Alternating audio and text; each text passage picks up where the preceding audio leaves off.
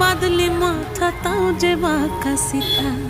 মেদিনীপুরে রায়না চিরন বাঁকুড়ার ওই ফিতা, আর যতন করে বাঁধলি মাথা তাও যে বাঁকা সিতা। পেছ পাড়িয়া রাজকুমার